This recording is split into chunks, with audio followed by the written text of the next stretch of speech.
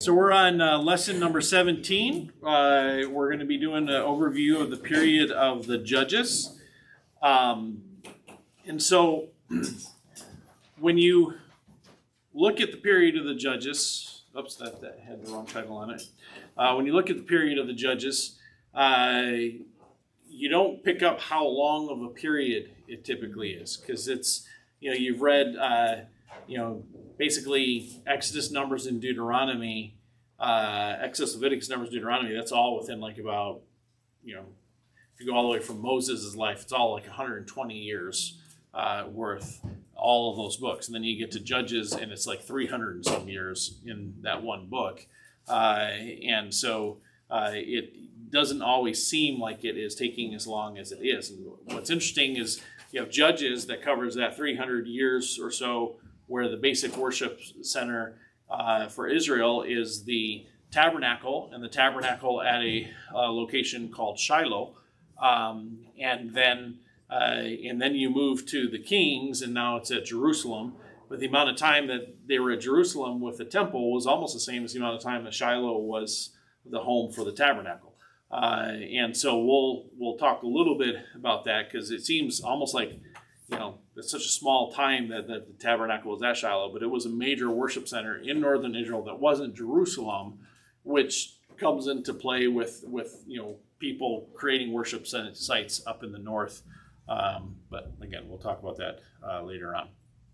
So with the results of the conquest, we know that all of this area that you see in yellow had been, in essence, militarily defeated. But as for settled, the Israelites had really only settled up in the hills in the Jordan Valley area, and had not gone to the coast or done a good job within the Jezreel Valley. And so they're kind of camped out in those areas, but these areas have been assigned to all of the tribes. And so what you have is, tribes like Asher, Zebulun, Issachar, Dan, that were in areas that were difficult to defeat. They just kind of go and live there, but they don't conquer much. They just live there, and they start intermixing with the Canaanites. Whereas, in other areas like in Judah and stuff, they did a better job of getting rid of the Canaanites. But even in David's time in Judah, David has to conquer Jerusalem, which was controlled by the Jebusites, who were part of the Canaanites. So even in Judah, the Canaanites did not fully go away. So when you look here, the tribes fail to take the whole land, and this results in different periods of oppression. When I say it results in that, God actually says to them at a certain point, you did not do what I said in taking out the Canaanites, and so now they are going to remain in the land, and they are going to be a thorn in your flesh. At which point, now Israel doesn't have that same ability to just go, I'm going to go conquer a Canaanite, and it's going to make God happy. Which is why when Saul, for instance, goes after the Gibeonites, not only had they made a promise to the Gibeonites not to do that, but on top of that, this whole I'll just go attack a Canaanite thing wasn't really there anymore. And so these different tribes, as they settled, they were supposed to conquer more of the territory. They didn't. They start to intermix. God says, now I'm going to make them a source of oppression for you. Most of the oppressors that you read about during the time of Judges are smaller nations that are kind of coming into the area, not what we get later, because this is not a time where we have empires that come in and conquer and stay and try to govern. Most of these oppressors are people that are going to come in and just steal all their grain and go back home. More the Viking kind of oppressor than the others. Only the Philistines are the primary ones that really try to go and stay. Sometimes the Moabites did that as well. The oppressions typically affected only a few tribes and not the whole nation of Israel. So for instance, when we have the Moabite oppression, which this is Moab here, the Moabite oppression, they kind of took Reuben and this area here, but Manasseh was not highly touched or affected by the Moabite oppression. And this is part of why the people of Israel didn't always rally together to go just take care of it, because they weren't all being affected. So when a judge would then come up and fight against it and be recognized as somebody that God was using as a leader, likewise their judgeship was somewhat local as well, which is why some of the judges actually overlap with each other, even though the story doesn't necessarily read that way sometimes. So some of the key notes on the book of Judges, I already said the overlap part. This is a record of theological history, not a detailed record of just history. There are events that happened during this time period that are pretty major events, and we hear nothing about them. One of the biggest examples is there is a large campaign by Seti, the Pharaoh of Egypt, Seti I. He comes through this area, and we know from history that he went through the area of Israel and came back through and such, but we don't read anything about it. And so some people are like, well, how could the judges, not record that? Well, one, that had nothing to do with the theological history of Israel and God's relationship. It wasn't in this cycle of oppression and such.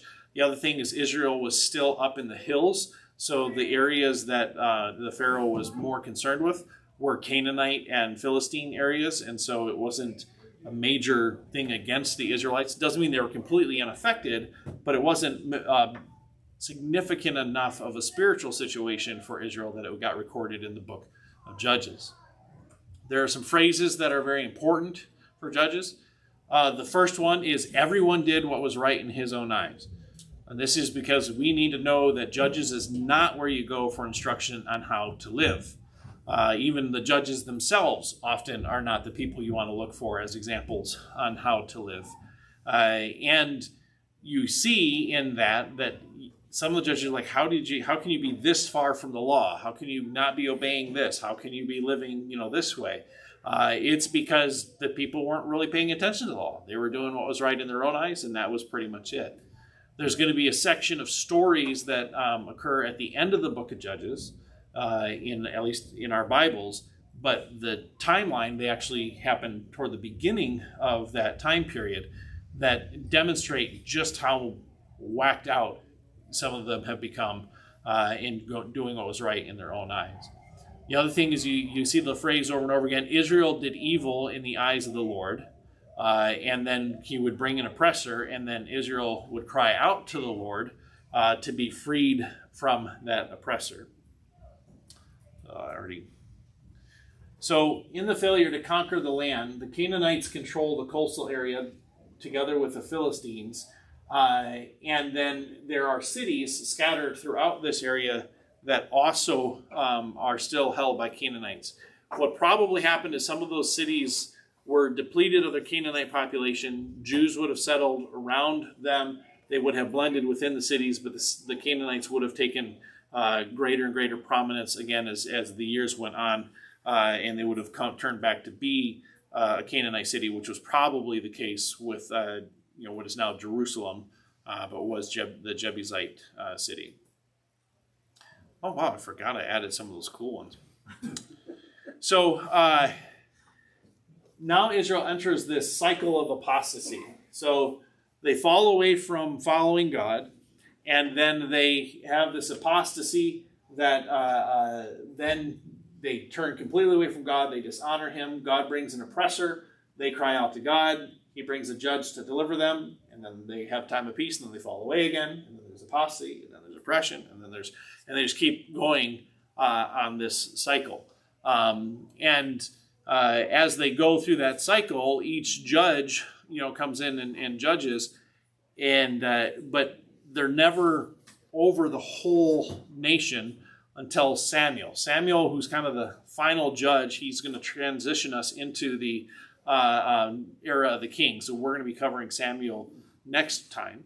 But Samuel was kind of the first one that really had oversight over all of Israel in a very real way.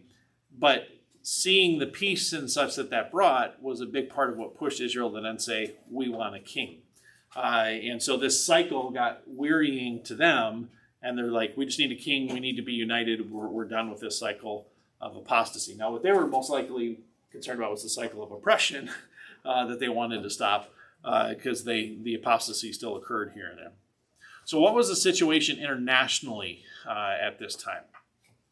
The Hittites and the Assyrians and the Egyptians were the big, strong empires of this time. The Israelites had been in Egypt. They escaped out of Egypt at the Exodus, wandered in the wilderness. They've come in and they've conquered this area. Now, this area, while you see the Egyptian empire going up here, that was the area of Canaanite cities that would have made treaties with the Pharaoh, and they would have been vassal kingdoms to the Pharaoh. And so that's why when the Israelites come in and attack them, they send letters to the Pharaoh, which are the Amarna letters, saying, come help us, because they had the treaties with Pharaoh. So that's why that's considered, the Pharaoh's territory. You have the Hittite Empire, which was a very powerful empire up in what is modern-day Turkey. And then you have the Assyrian Empire, which was a very warlike people at that time. Babylon is down in this area. It is, at this point, starting to develop and become a power, but it's not like an empire at this point. It's still just a few... it's a powerful city that has influence on cities around it, but it's not building an empire at this time, at least not like these other three. Now, in your chart books, if you, when you look at the one that shows all of this timeline, right here, as you get to the edge, you start off with the period of Judges, you still have the Egyptian and Hittite Empire, but you'll notice all of a sudden the Hittite Empire is done, Egyptian Empire collapses. The Assyrian Empire, I could probably put another line right here that would also do, and there's just this sudden collapse at 1200 BC. And that is otherwise known as the Bronze Age collapse. I don't know how many of you guys have heard of that before. Any of you? History buffs? Okay.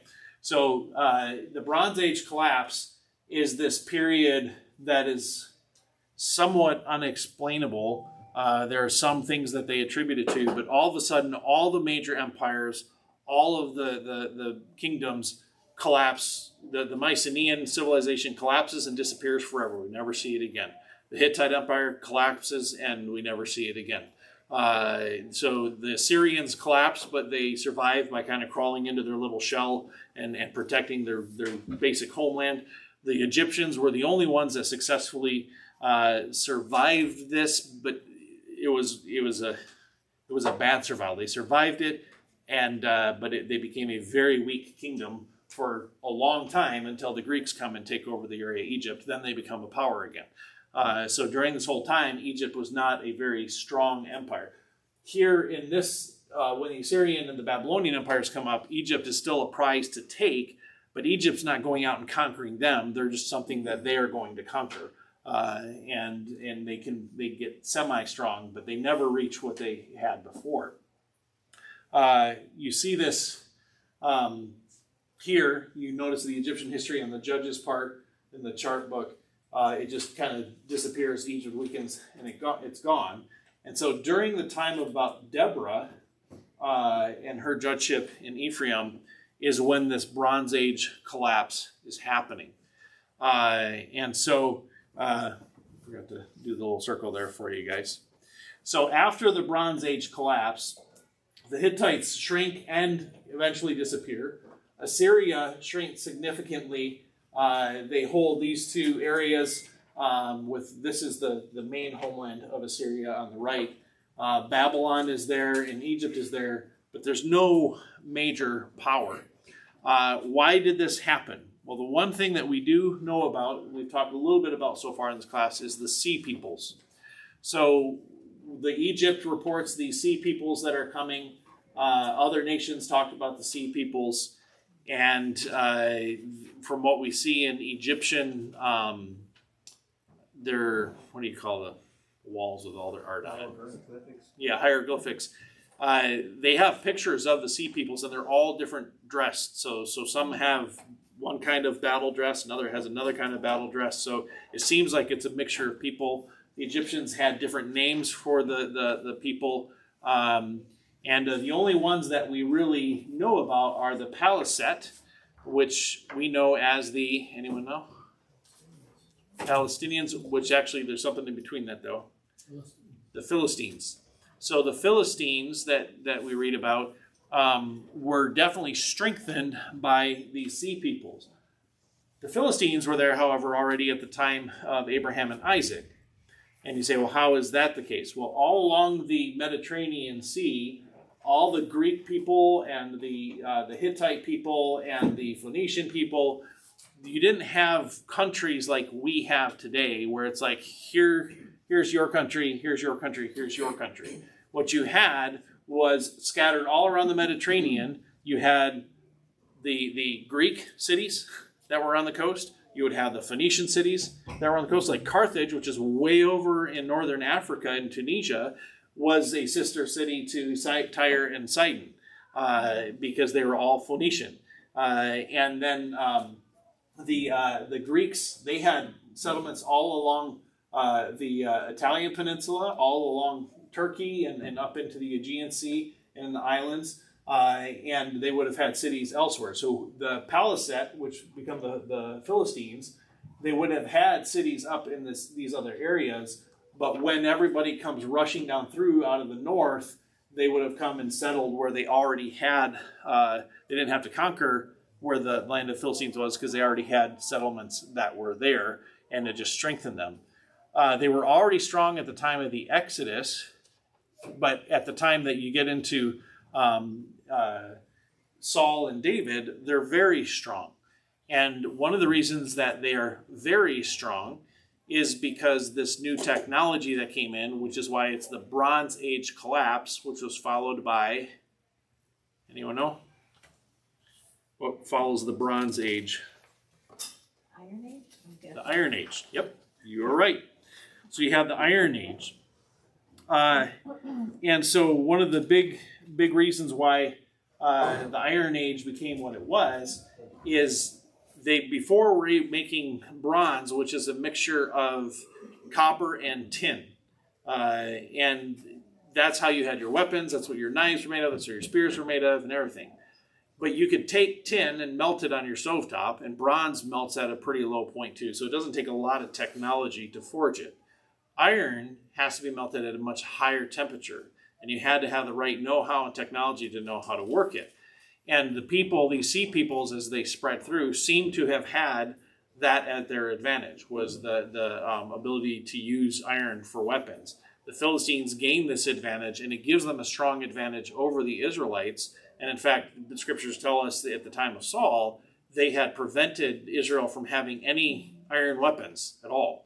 And so they kept that. Now, how is it an advantage? Well, if you take a bronze sword and get in a sword fight with somebody with an iron sword, you're going to be hurting, because as you swing your bronze sword to hit the iron sword, that the iron sword can actually cut right through your sword. You swing it at the right speed and stuff, and if it's sharp.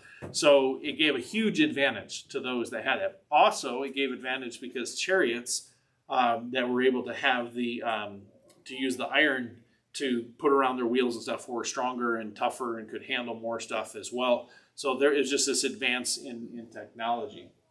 And so these sea peoples settle, and that's happening. This is all happening during the time of the judges. Now, the way it's often portrayed in some of the historical material that we have is that this, within like 50 years, all of the empires of the world collapse.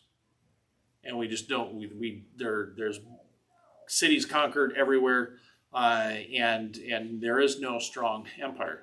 However, there was probably things that were leading up to that, ahead of that, where it was not quite as sudden as we sometimes think. One of the key things that people have proposed, one is that there was a massive famine during this time, that there was actually, are you ready for this? Climate change, because something happened. One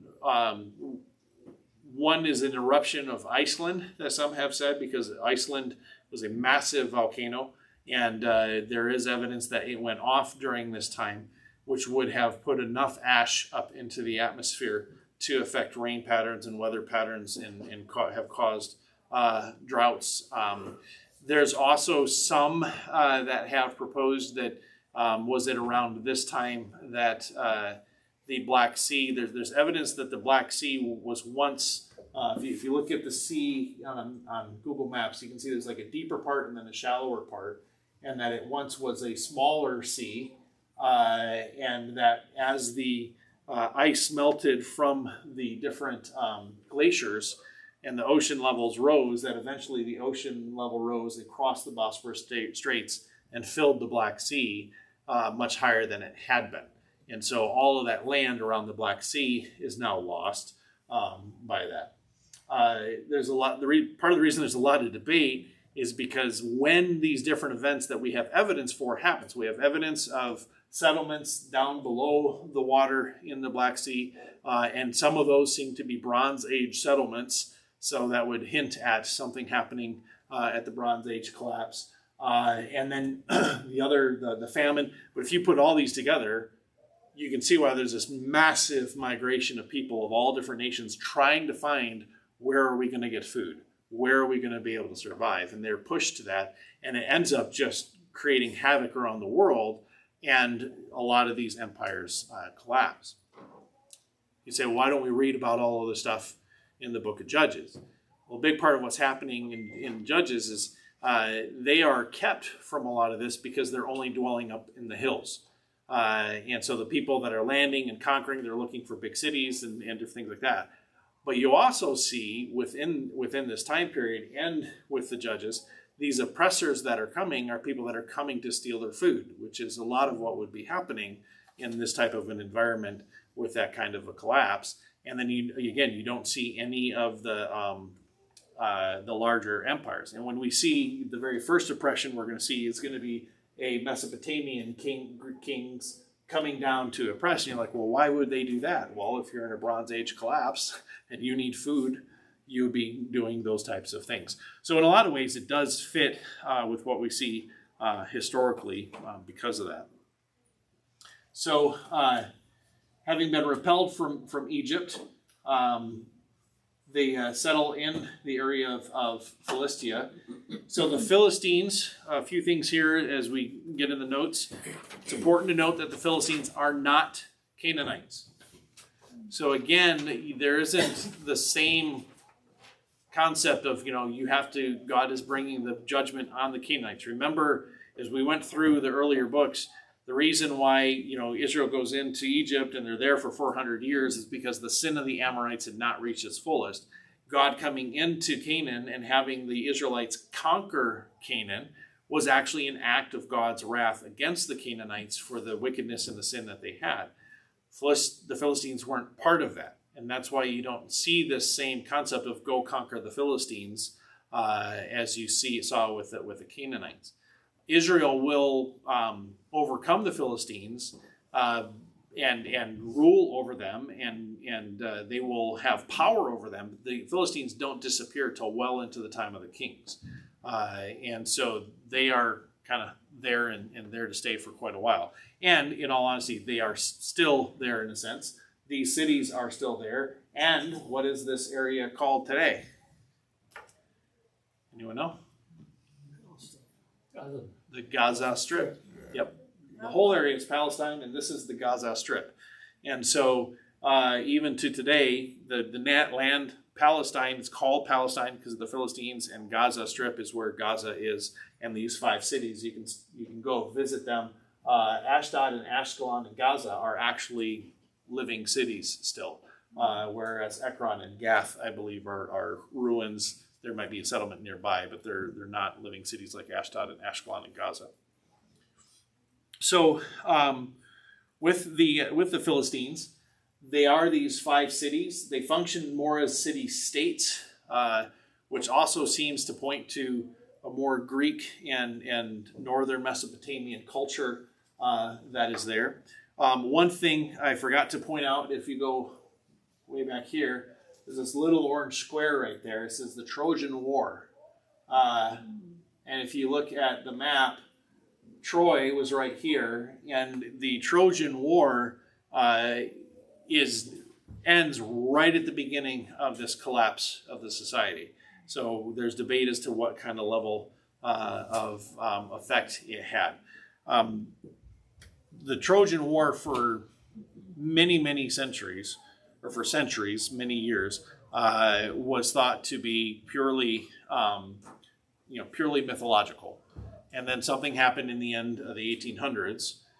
They found Troy, the city, where it said it was, with the walls shaped like they said they were, with all of the conquest that, in evidence archaeologically that they said that was there. And so now suddenly the Trojan War became a little bit more real, and they had to figure out how that fit into everything. But I think it's kind of fun to stop and think that while Deborah is sitting there judging over Israel, the Trojans are actually fighting the Greeks off in Troy. And it kind of puts the two together and helps you see how they blend. So the military might, with the Philistines still going on, they may have been part of the Sea Peoples. They probably were part of the Sea Peoples. They assimilated a lot of the Canaanite culture, but they still had some of their own religion. Like Dagon is a god that we're going to read about eventually and talk about. He was not a Canaanite god. He was a Philistine god, a god of the sea in essence. And it shows as well the fact that the Philistines stayed as close as they did to the sea. They didn't do a lot to try to push inland and conquer anymore. And it showed that a lot of their attention was to the sea and to trading and such like that, as opposed to conquest in the area that they were in. The Philistines were enemies both to the Israelites and the Canaanites, which also gave some motivation for an alliance with Israel in all ways. There were times where the Canaanites would want to try to unify with the Israelites to fight against the Philistines. There are times that the Israelites and the Philistines would want to fight against the Canaanites and such. And so you have that kind of situation existing. Military might, they had these five cities. They're very powerful cities, very vigorous in military. They had chariots and the iron sword, and they held the monopoly on that making of the iron. And then there's that other thing that they happen to have, especially in Gath and Ekron, which were giants. They kind of help in a battle here and there. But Gath is the home of Goliath.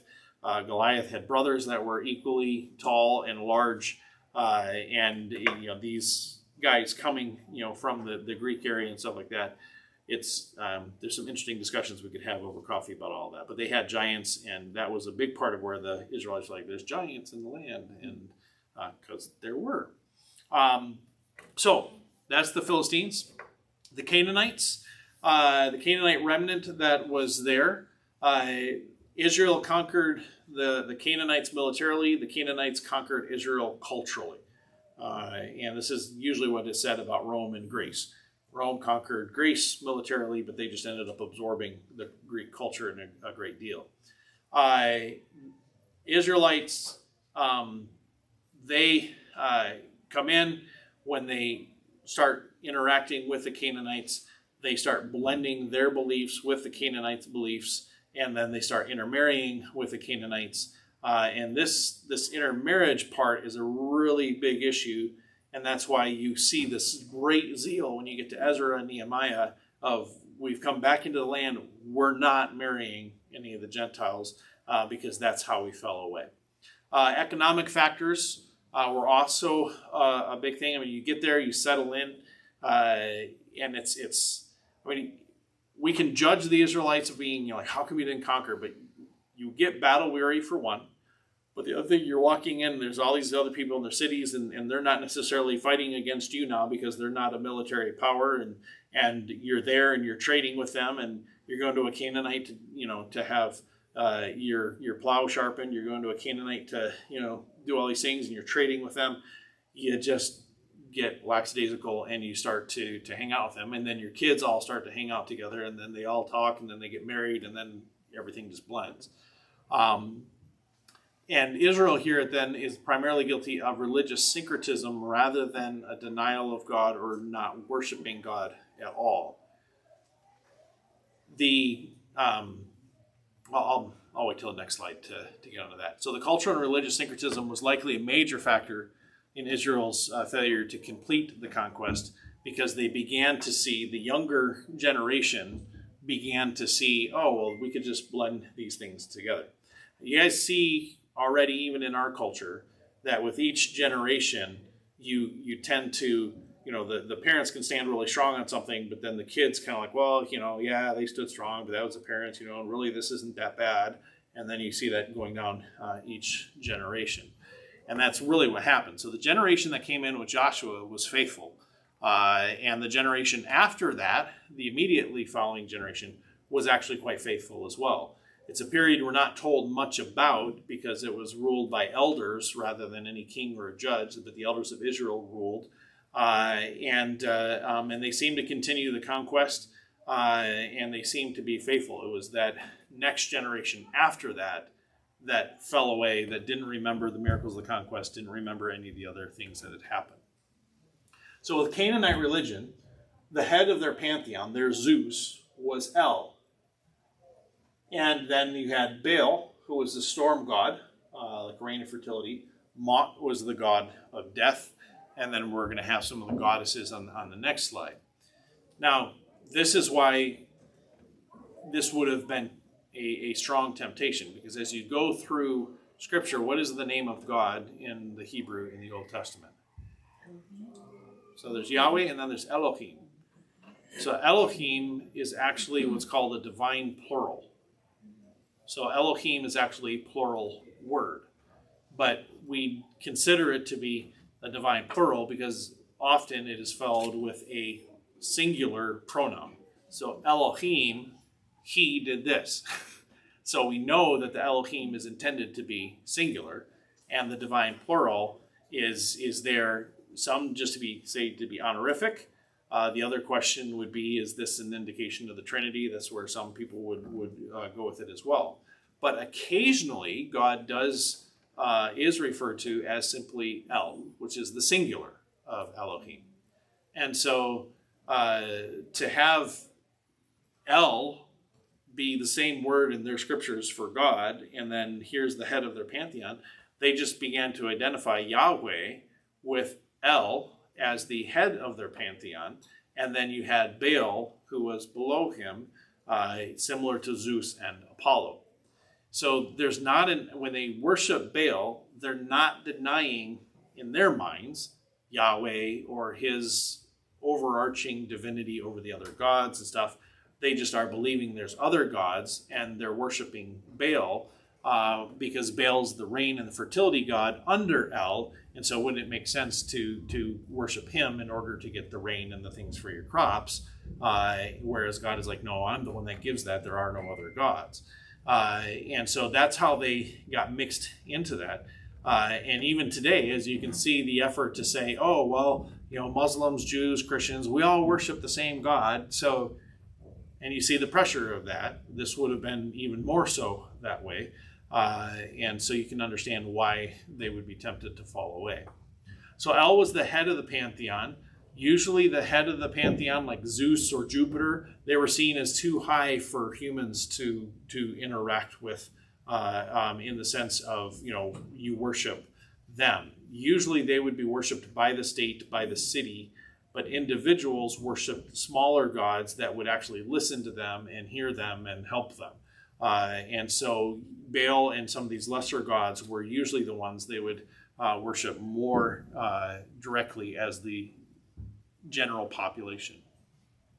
Mot, the god of death, is mentioned a couple of times in Scripture where there were places set up to worship him within Israel. The big one was, with the Canaanite religion, was the blending of the female deities with the worship of Yahweh. So Anath was a goddess of war, and it was Baal's sister wife. Asherah was a consort of Baal, typically represented by a carved pole, and then she was also seen as the wife of El. This is why the Asherah poles were placed next to the altars to Yahweh. So when you read about their worship of Asherah, they are doing that by putting an Asherah pole next to the altar to Yahweh, seeing that as Yahweh's wife. The female deities here, the Ashtaroth was the goddess of fertility, love, and war. She was associated with Baal. But all three of these female deities blend together. Like when you read from one Canaanite tribe to another, the different nations that worship these three deities, they almost became interchangeable. It depended on which one you were reading as to which one, saw Asherah as the consort of Baal and the wife of El, or Anath, or Ashtaroth. And so in some ways, these three are all one. And the one that was most popular in the land of Israel was Asherah, and that's how she became part of that. Now, some of the things involved in the worship of Asherah was cultic prostitution. Cultic prostitution is where you have the priests that are in the temple, and the idea is that you would go in and you would basically you would be having intercourse, but the concept was that God was channeling themselves through the human to have intercourse with you. So it was almost like an inviting of a demon possession for the person that was the priestess, and then you were having that interaction, with them. And this is, sometimes a lot when you hear about the heroes of old, but you hear in the Greek mythology where, somebody like, what's his name?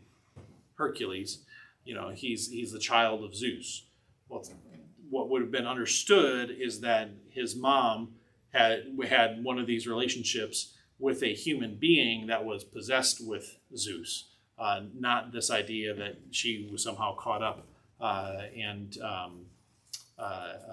had intercourse with Zeus directly.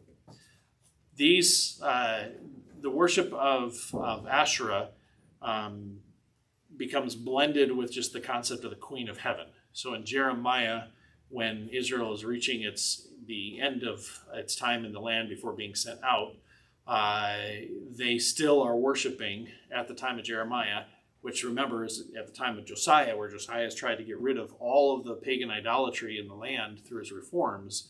They still go right back to worshiping the Queen of Heaven.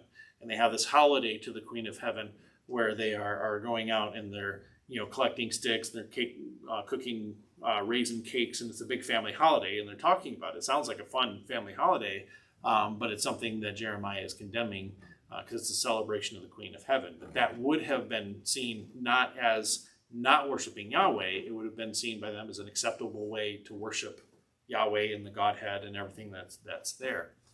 This is one of the reasons why it blows my mind that we went to the worship of Mary, calling her the Queen of Heaven and having to bring her in. But for those of us who have grown up in the Western culture and been more truly monotheistic, like from birth, it's hard for us to understand just how strong of a pull they felt to have a female deity. Like, you have to have this female deity. It's like, how could you not? And there would have been that strong thing. And that is a big part of why Mary did get pulled in, because they could not get rid of many of the worship practices with the female deities. And Mary became a replacement for those things.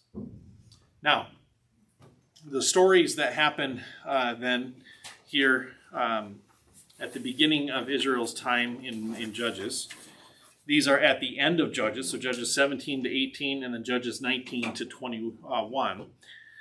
These stories would have happened closer to the beginning of the time, especially the Danite one.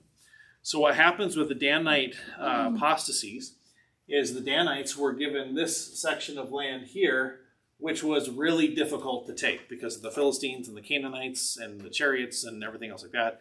And they didn't like that. And so a group of people from the tribe of Dan go up to look around and find some other place that they would want to live.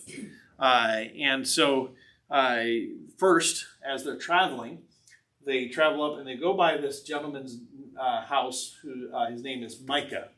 Now, Micah had stolen money from his mom and then took that money that he stole. And I'm trying to remember if it was after he got caught, but he took the money and he made it into an idol, and then he began to serve it as its priest.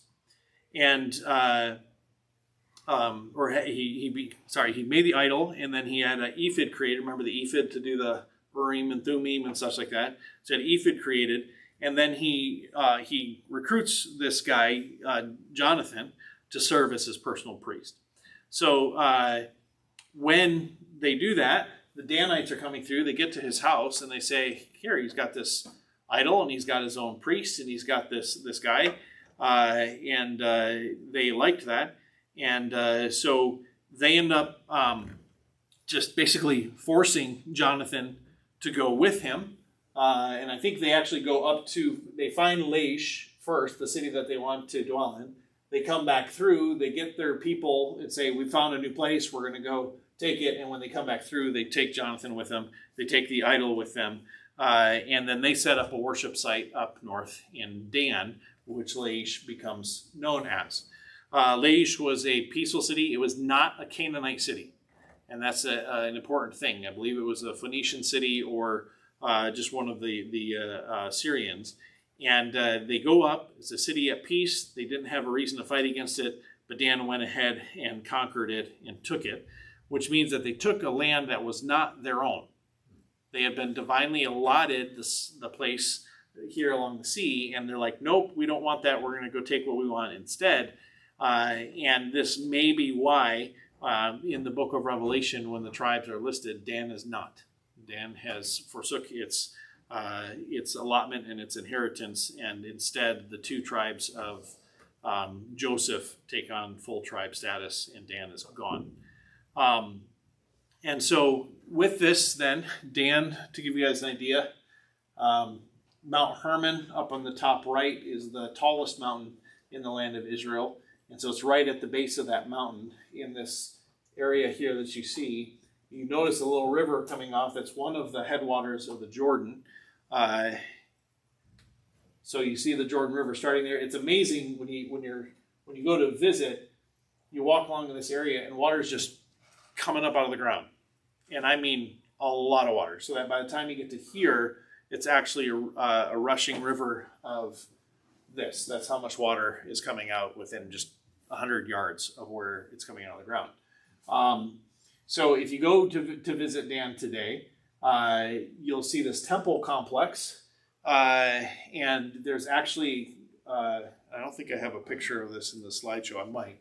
But they have a thing set up where they have the altar that they would have set up. This is where there was a temple to Yahweh with a golden calf cult that we're going to get into later on. So they set up a temple to Yahweh.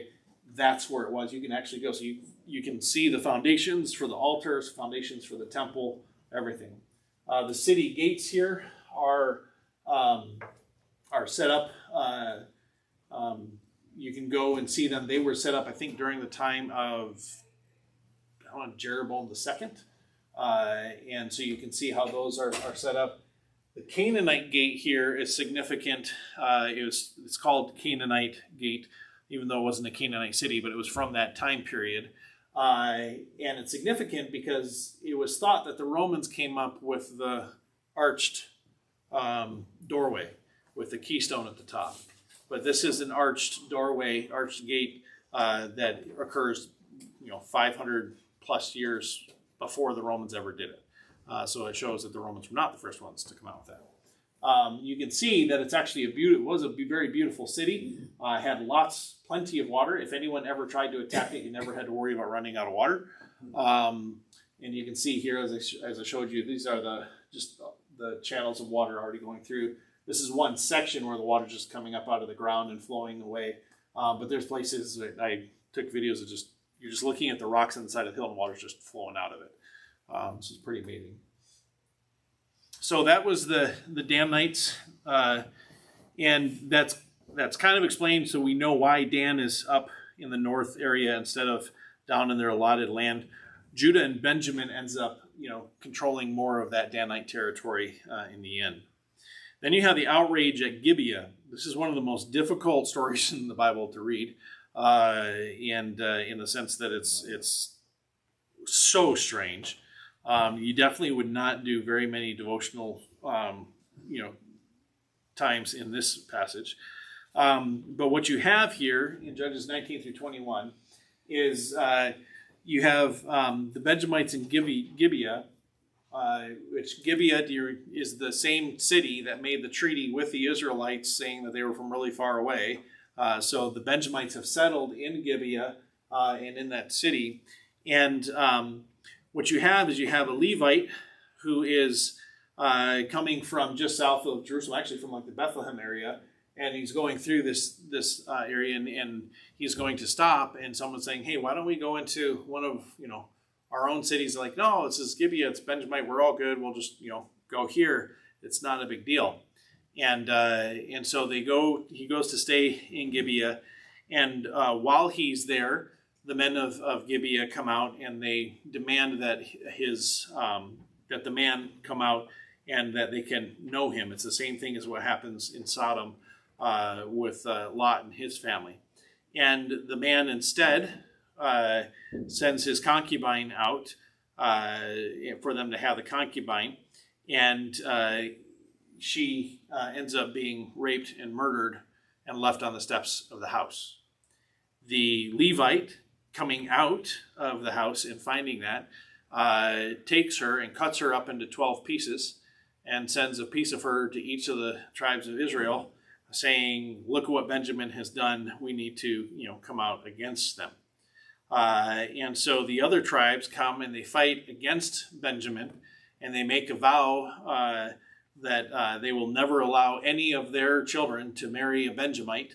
And then they proceed to wipe out Benjamin.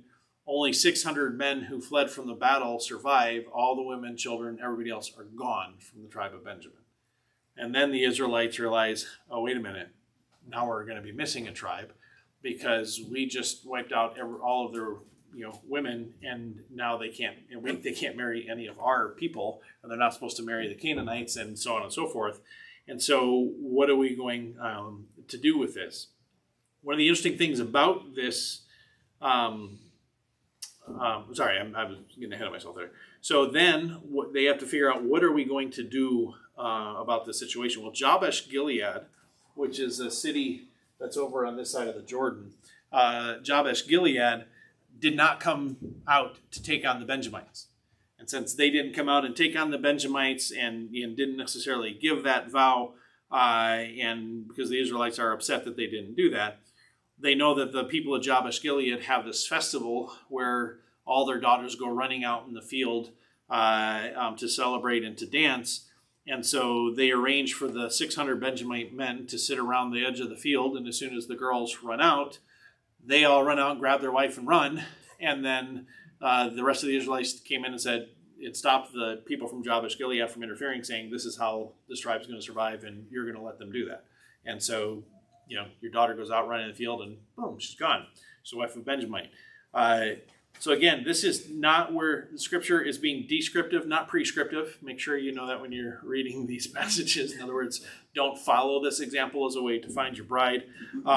You will be arrested. But it's intriguing because how do you justify these things? And people read these things today, and this is one of the reasons why you got to be careful about handing a new believer a Bible that's a read through the Bible in the ear Bible and say, hey, read all this, because that brand new believer is going to get to a passage like this and go be like, huh? And it's actually going to cause them to struggle. So caution with that before you just give a read through the Bible in the ear program to somebody, because there is material that's very hard to deal with. In this particular situation, this emphasizes that they were doing what was right in their own eyes. They were no longer consulting the Lord. They weren't asking him what to do. They weren't getting counsel from him as to whether to go or not. And this is just showing how messy it was.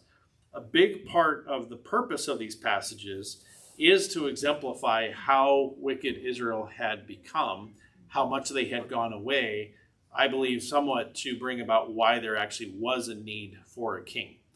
And it's going to be when we get to that place where the king finally comes, yes, there's a sense of where they rejected God as their king, and we see that, and God says, it's me they've rejected.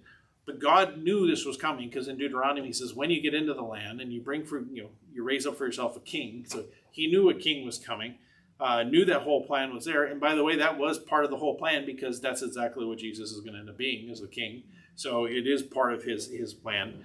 But there's a lot that he wanted to point out on the way. And one of it is this, left to themselves, they were wicked and foolish and did things that was right in their own eyes, but it was displeasing to the Lord in a great way. So some of the key phrases that wrap up these informative accounts. In those days, there was no king in Israel, so it shows you the connection.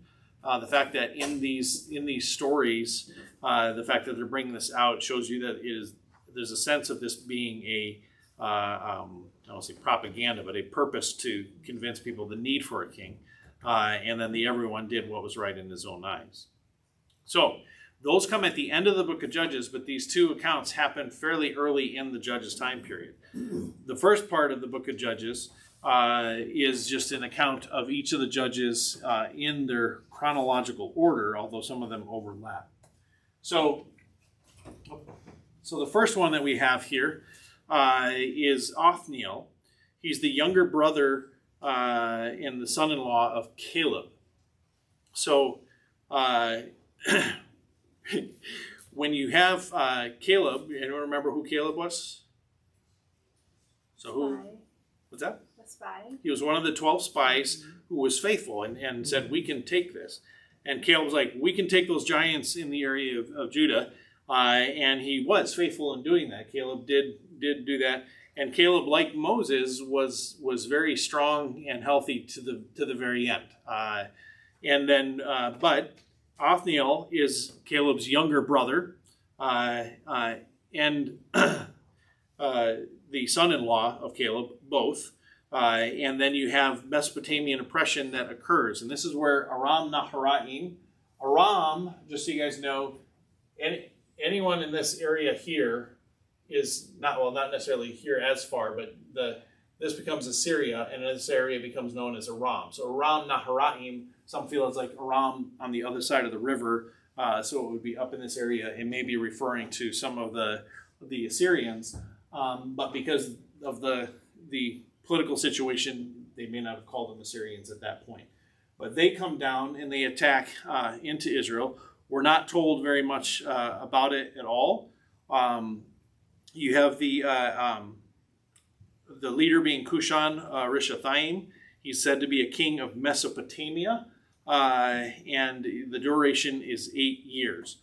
Now, what is happening here in these 8 years, it's not that they're coming down and occupying. It's that for a series of 8 years, they're doing this battle thing through, and they're just robbing them of everything that they have. And all we're told is that Othniel delivered them because the Spirit of the Lord came upon him, and that's it. No battles given, nothing else. We don't really know beyond that. So the next one we have is Ehud.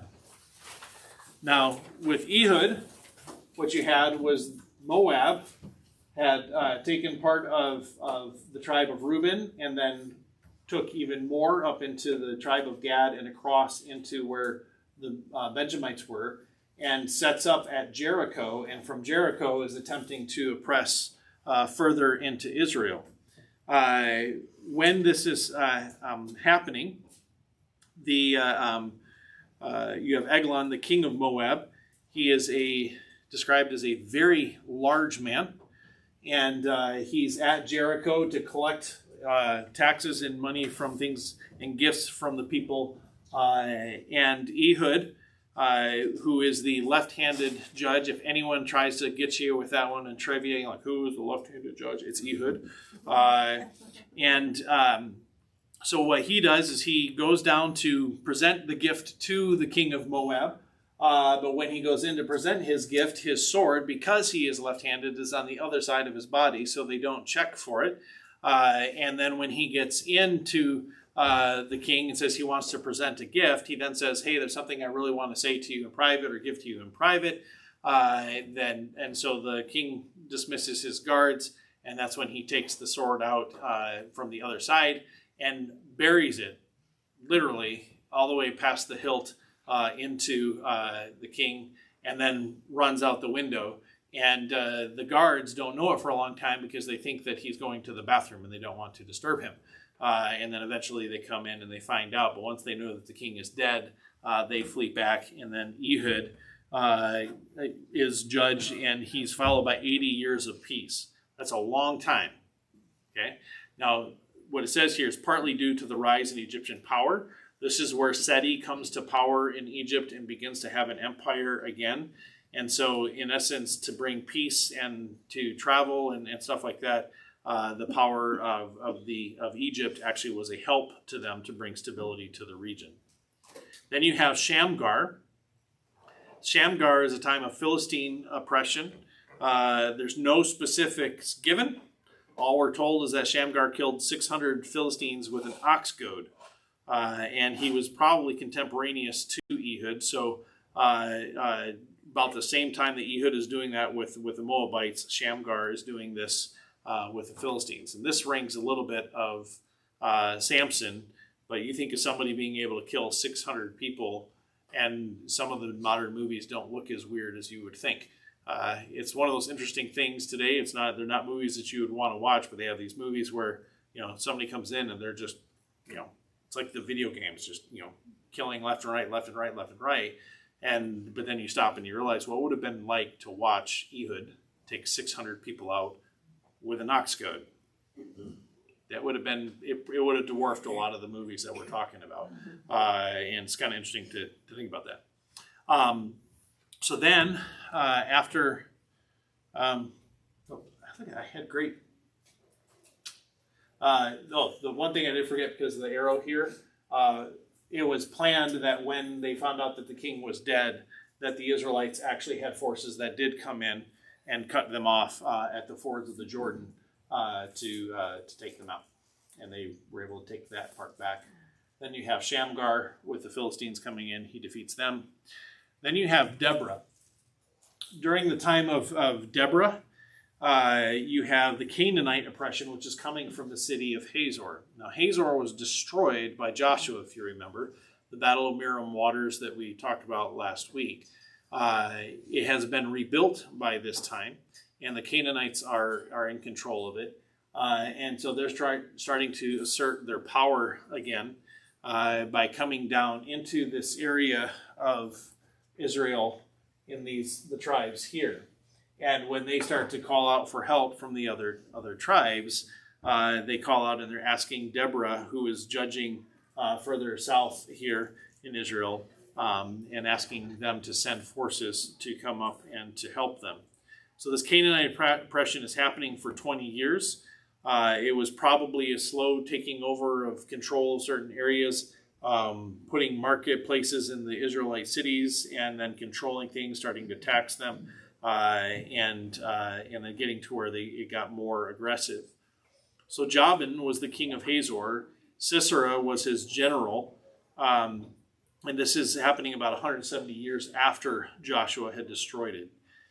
So Barak is the male leader at this time. Deborah is the one that everybody is looking to, kind of like the spiritual leader and the governing leader, the judge at this time.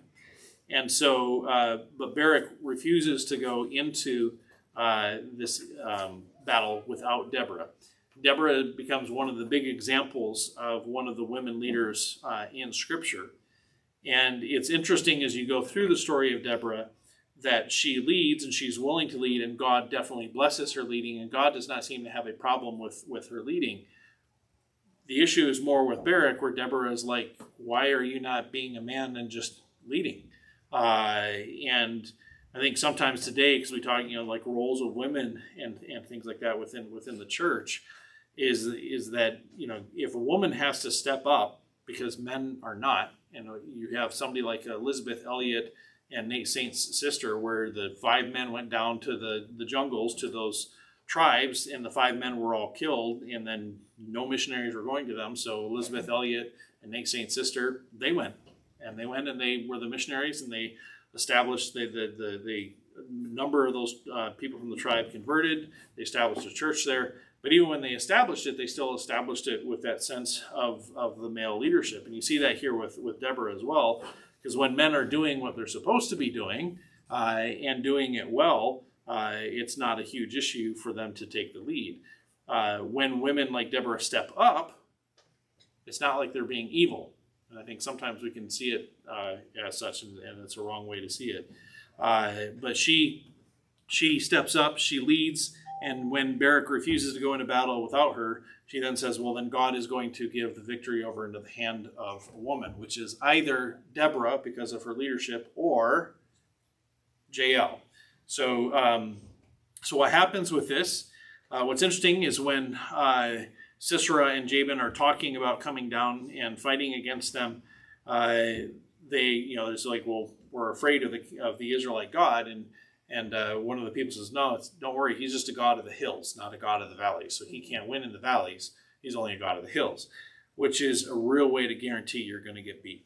And so they go into battle in the valley, in the Jezreel Valley, where the Israelites hadn't been that successful against them.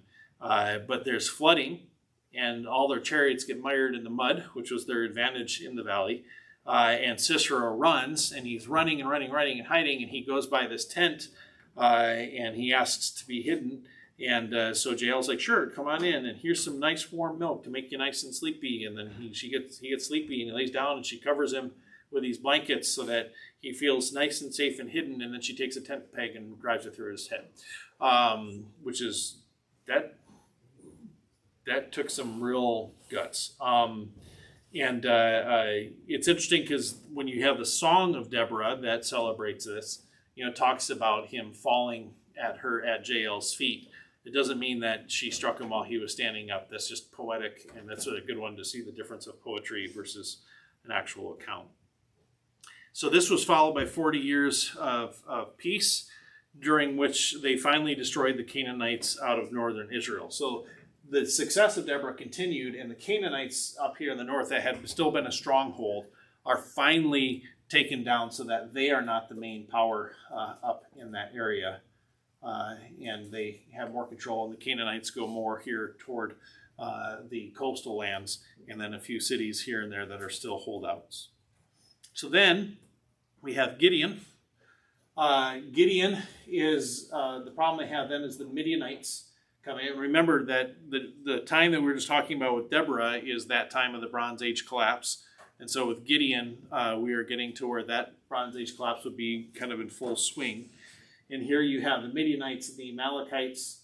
They are coming up, and they are regularly coming up through Israel and just robbing them at harvest time. So every time they get their food in the harvest and they go to store it, Midianites come up and they steal it, and the Israelites aren't able to fight them off and keep them away.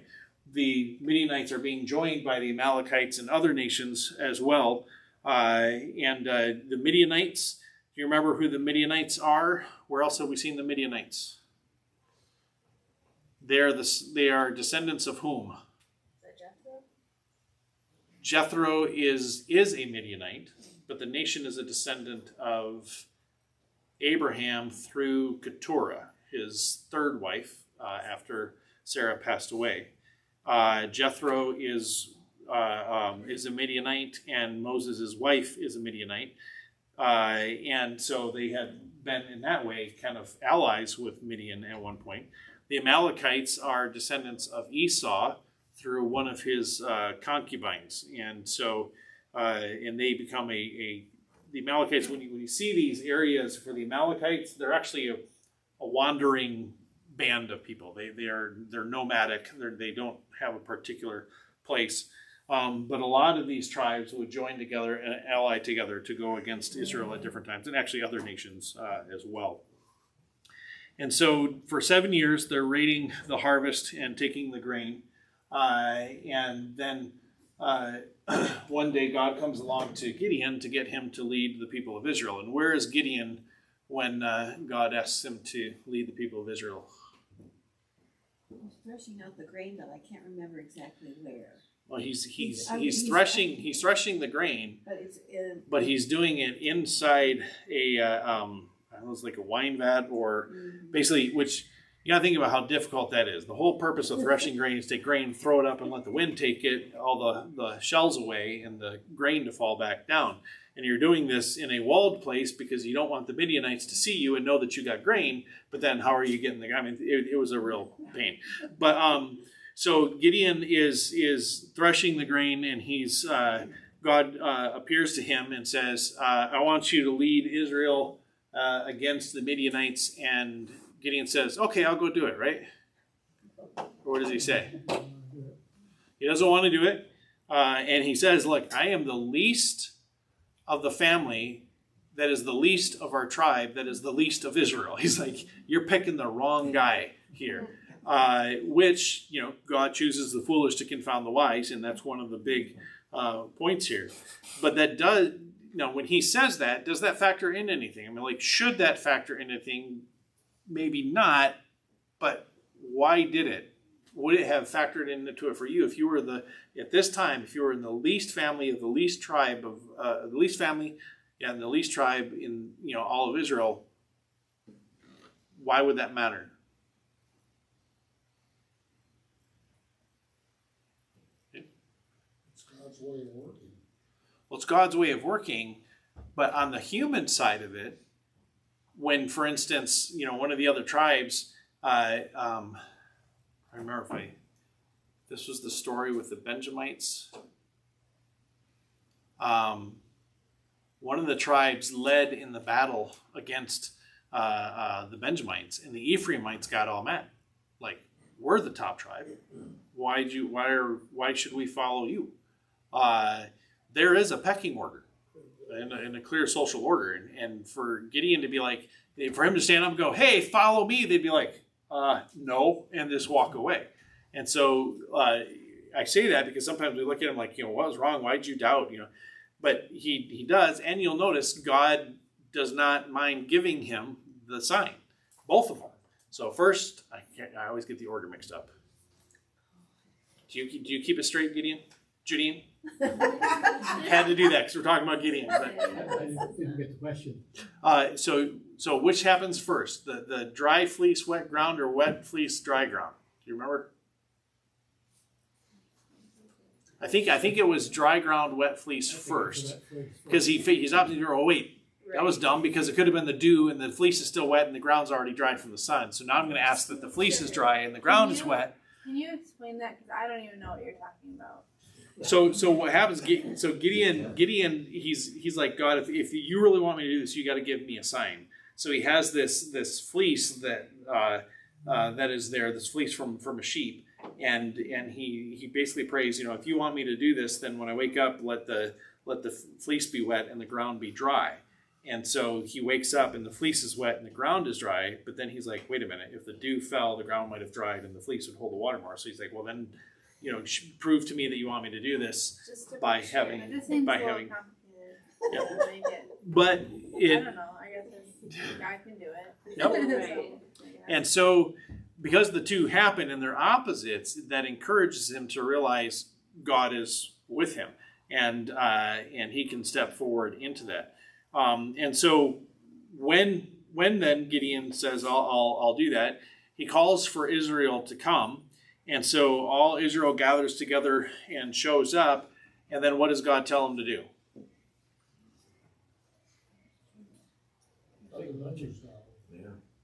Yeah, clay pots, lights. Well, but he does stuff even before that. First God says, okay, Gideon, you're going to be fighting against Midianites, and I'm glad you're courageous for this. Now what I want you to do is I want you to get up and tell everybody that if they're recently married or scared to go in here, they need to go home. Which, by the way, it was a law in the Old Testament law. A man was not to go to battle in the first year of his marriage. He was to stay home, take care of his wife, and make sure that she wasn't left widowed without any children or anything like that. So he was not allowed to go to battle. So basically Gideon follows the law by saying, if you're married, go home. And if you're scared and afraid, go home. Now, in one sense, that's smart because those that are scared and afraid, they flee, and that has an impact on everybody else. So he does that, and then he ends up with far less people. But he's like, yes, I'm trusting God. And then God says, well, actually, got to send some more home. So how does he do this one now? How they drink the water? Do they get down and do they scoop it up, or do they just stick their face in and slurp it and so on and so forth? There's people that look like, are they more careful or whatever? I think it's just random. I think it's just like, how do you drink? Because if you've ever been in the army, you realize somebody else is guarding, so you can drink, so you just drink. But he gets down, and now to fight against all these Amalekites, he has a little over 300 guys, which is way, way less and than who he's fighting. But what happens next? So before he gets the it might be before or right after the instruction, but before he goes into battle, he sends somebody down to spy on the camp. And what do they find out? Well, that they're scared to death. But Yeah. So here are the Midianites, and one guy's had this dream that there's this big thing of bread that rolled down out of the hills and crushed them all. And they've all these things. So they're all scared. There's all these bad omens to them. Again, what I want to point out to you is how often God, and I'll say in essence, spiritual forces within Scripture, when you see the spiritual forces at work in battles, they're not fighting physical battles. They're fighting battles here with fear and everything else. And so these Amalekites and Midianites, they're getting scared to death from all these omens and stuff. And then when Gideon hears that, he knows that God is fighting for them. And so then they end up taking jars. They don't even have weapons. They have jars, and they've got lamps, and they've got trumpets. And so they get up, they smash the jars, they hold up their lamps, and then they blow their trumpets. And what happens? They go into confusion. Yep, the Amalekites all kill each other. And sometimes it's great to still have this stuff happen today. But so they're wiped out, and then you have this great victory with Gideon. And then after this, you have 40 years of peace, during which Gideon just becomes a model human being to model our life after, right? No. So one, to his credit, Gideon refuses kingship. So the Israelites attempt to make Gideon king. The least son of the least family of the least tribe in Israel, they attempt to make king. Shows you how desperate they are for a king at this point. But he refuses. He does not take up that kingship. However, he does make an ephod for himself. So this idea of being able to, determine, what he should do, where he should go, and so on and so forth, that was not an appropriate thing for him to do. Oops, I forgot to do all the nice little arrows with where the battle occurred. Again, notice that the battle happens almost the exact same place that Deborah's battle occurred. So, after Gideon dies, his son, Abimelech, which is like, it's interesting because Abimelech is basically like father king or king father. Ab is, from Abba, and then Melech is king. But Abimelech, son of Gideon, through one of his concubines, claims kingship that Gideon turned down, and he makes his capital at good old Shechem. So you guys remember that's the city that's right at the base of Mount Ebal and Gerizim, where Joshua read the law with the Israelites. This is where Jacob's sons took out the entire city after telling them they all had to be circumcised. So when King Abimelech starts his reign, he murders all but one of his 70 brothers to maintain his power. And then there's a group that rebel against him, and he just has them burnt alive. So he tells you this is not a good king. So he only reigns for about 3 years out of Shechem. Basically, the deliverer here is not a judge. It's just an unnamed woman who one time he comes to a city to attack it, and she just takes a millstone, drops it over the wall, falls on his head, and he's gone. So great story there. With this, I think this is the one where where he tries to.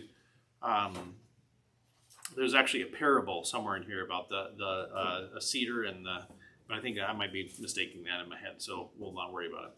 So then, after you have Abimelech being mentioned, we're told about Tola and Jair. So Tola judged 23 years from the tribe of Issachar, and that's all we know.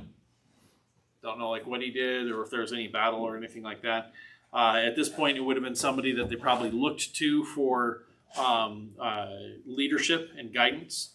Jer also judged for 22 years. What we're told about him is very interesting. He had 30 sons who rode 30 donkeys. This is probably like saying he had 30 sons and they all owned Mercedes-Benz.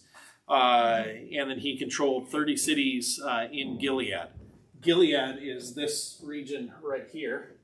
And so 30 cities, he had the 30 sons. And the idea here is that his sons helped to govern, is most likely what's being indicated. And they just helped keep the peace, and it was a peaceful time for them. These two probably judged at the same time in the two different areas, and they overlapped. Jephthah, then, he is the oppressor here is the Ammonites. So the Ammonites here are attacking just into the area of Gibeah, up into here, and then up into this first part here. So it's not all of Israel. It's this region that you see here that the Ammonites have flexed their muscle and tried to take. And so the duration of this is 18 years. So this probably over the period of 18 years was growing more and more in their power. And so Jephthah himself, he's the son of Gilead and a prostitute driven from his home by his brothers. So this is not, again, you want to talk about choosing the foolish things to confound the wise. This is not the person you would have chosen to lead something.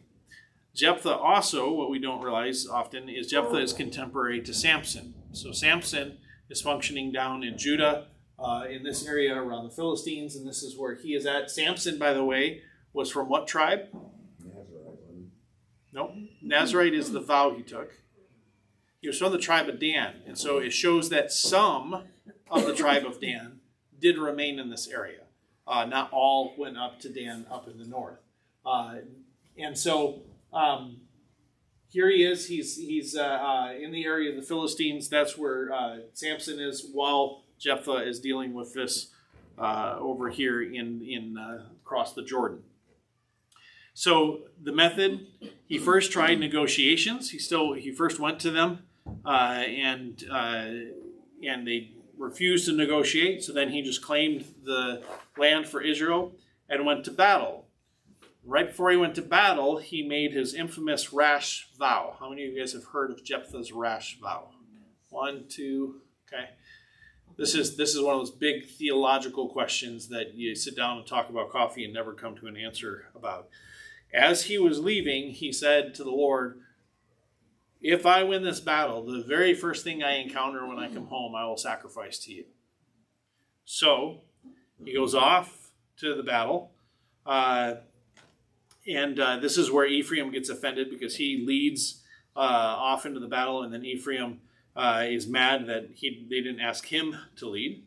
And then when he goes off to the battle, he succeeds. And when he gets home, what's the first thing he sees from home?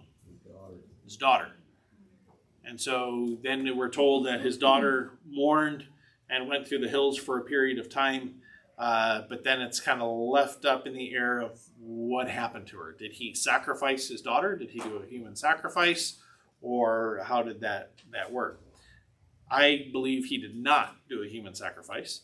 I believe that what he did is similar to what Samuel's mother did, which was she promised that if God gave her a son, that she would dedicate him to the tabernacle.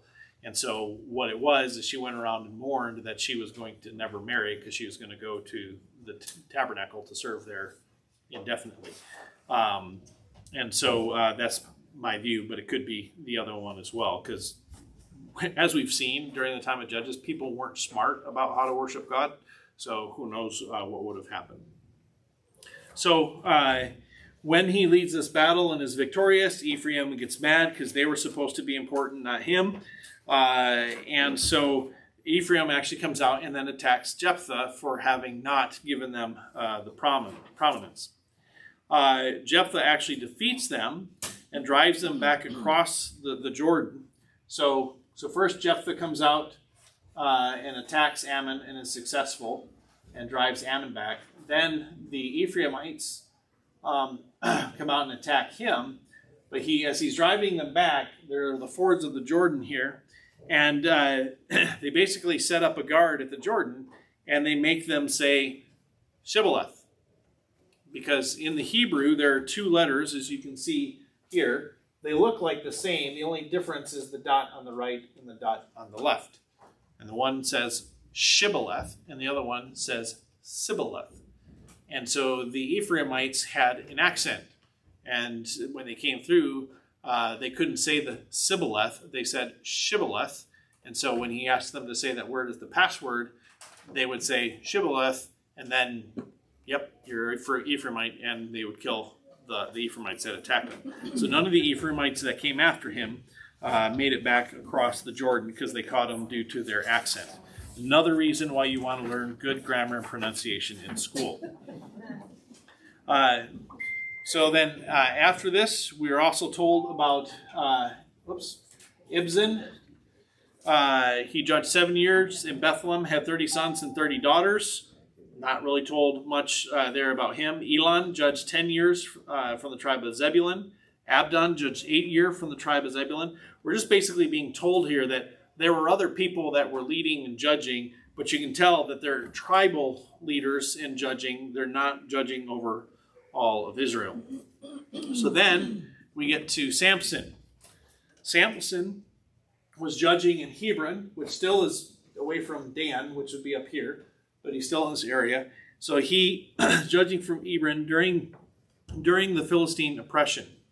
So Samson starts off knowing, in a sense, that he is chosen by God, because his parents were approached, or they had an angel of the Lord appear to them. And the question here was this angel of the Lord a pre-incarnate Christ, or was the angel of the Lord just an angel? And do you guys remember how you can tell, or the typical litmus test that I put forward before, whether I might be wrong? Yeah, so if he accepts worship, and this angel does accept worship from his parents. Now, when they are told they're going to have this son who will be a deliverer, they're also told that he is not to let a razor touch his head, and he's not to drink wine or to have anything from the fruit of the vine. And so he then takes this, and this is basically the Nazirite vow that's given in the Old Testament law that you can take. So the Philistines here, this is one of the few times that the Philistines extended their power, and they were oppressing both the Canaanites and the Israelites. And this is one of those times where they were both trying to fight against the Philistines. What happened? So first you have Hebron here. He's judging from there, but he also is this very strong person. And he goes out and he meets some Philistine woman that he falls in love with, who's named Delilah. And when you get to this point, he falls in love with Delilah. His parents don't know why he couldn't have fallen in love with somebody else. And what we're told in the passage is that God was wanting to stir up something between the Philistines and the Israelites. In other words, he wanted to get something going between them. And so when Samson has this woman that he loves, actually I don't think this one's Delilah yet. The first one, he falls in love with her, and he goes to marry her, and there is this riddle that he comes up with. He was on his way there, and he had seen this lion with sorry if I'm getting things mixed up. I think it was Delilah. Delilah was the second wife. That's the second wife. So was it? Which one begged? Anyway, I think there was the first. There was a first wife. Yeah, it was the first wife. You guys can go read and check me on The this. first wife Yes. with the lion. I don't know her name. Okay, so the first wife with the lion. So he comes up with this riddle, and she just begs him to tell him the answer to the riddle. And so he finally gives in and tells her the answer to the riddle of like what is sweet that comes from a dead lion. But interestingly, his eating this honey from the dead lion made him unclean, and it actually violated his vow. Yet at this point, he still doesn't lose his strength. He may have also been drinking alcohol during some of this time. They don't really say for sure. It ends up being the hair that's the big thing, it seems. But this other wife, when they trick him, he. Sorry, I wish I would have read it right before here. Because I'm trying to remember the gates versus the. Because at one point, he gets mad. He takes a bunch of foxes, ties their tails together, puts torches in between them, lets them go in the fields, and it burns all the Philistines' fields. There's another point where he's there and he gets really mad about something that they did, and so he rips the gates off the city and carries them up on top of a hill and sets them down. And these Superman antics that he's using are something else. I mean, stop and think about it. And then he also has the battle with the Philistines where he kills 1,000 of them with the jawbone of a donkey. And so the Philistines are scared to death of Samson. And then with Delilah, what ends up happening is she wants to know the secret of his strength, that she keeps begging, and so on and so forth. And eventually he reveals it to her. And then basically she cuts his hair and he actually loses that strength. And I don't think at that point he thought he would, because I think to some extent he may have, with the violating the thing with the lion, whether he had already drank alcohol or things like that, he just thought, oh, nothing's going to happen. But then all of a sudden he cuts his hair and the strength is gone. And so then what happens to Samson? Now that his strength is gone, what do?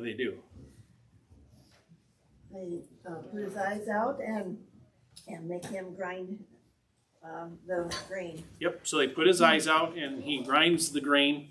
And then eventually they want to mock him during one of their celebrations at their temple. And they bring him into the temple and he asks the servant boy to bring him close to the pillars. And he prays one last time to have the strength. And God gives it to him and he pushes the pillars apart and thousands are killed in the collapse of the temple. One, that's just, the strength that it would have taken to do that is something else. Now, with this, Samson is actually, that collapsing of the temple was probably happening close to the time of Samuel and the beginning of Samuel's story and so on and so forth. So there is probably some overlap here. If I go way back here through all the... Okay, I'm just going to do it this way, sorry.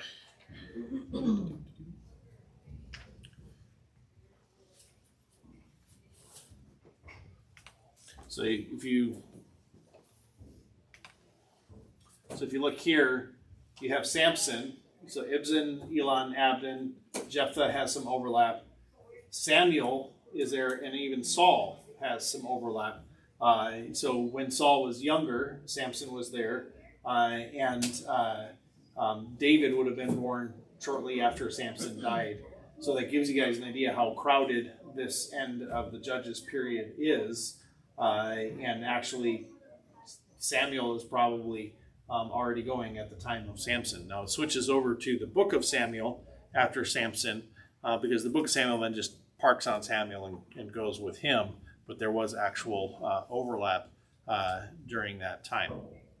There's one other thing during the time of Judges I was trying to remember earlier. I forgot. All right, so any questions that you guys have from the period of the Judges? Yes. In the outrage in Gibeah over here where the Levite puts the concubine out there to these guys, why did he allow that?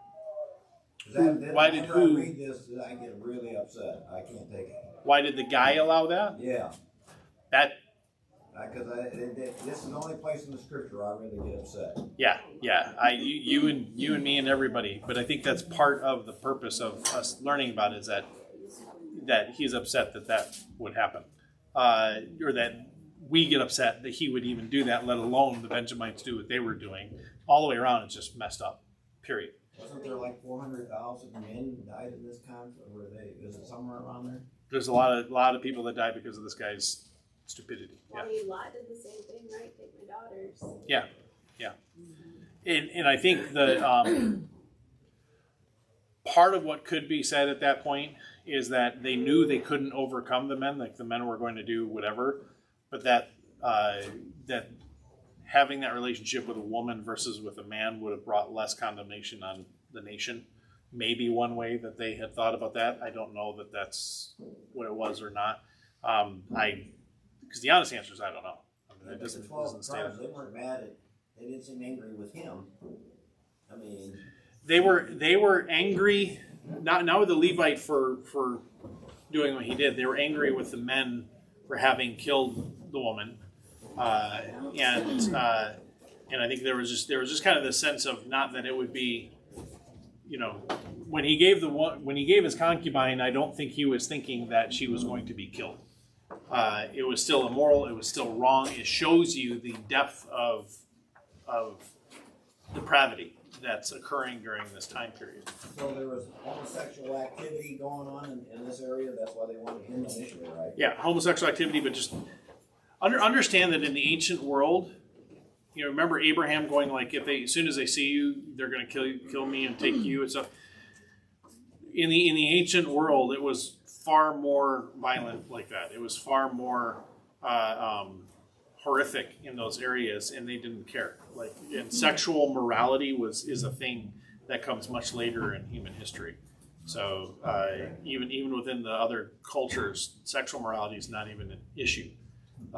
It's a recreation, and that's it. So That's a clear example of how they were doing everything that was right in their own eyes. Right. That there wasn't any godly influence on them to do it all. So Yeah. of course it's going to be messed up. yeah, and they had pretty much at this point,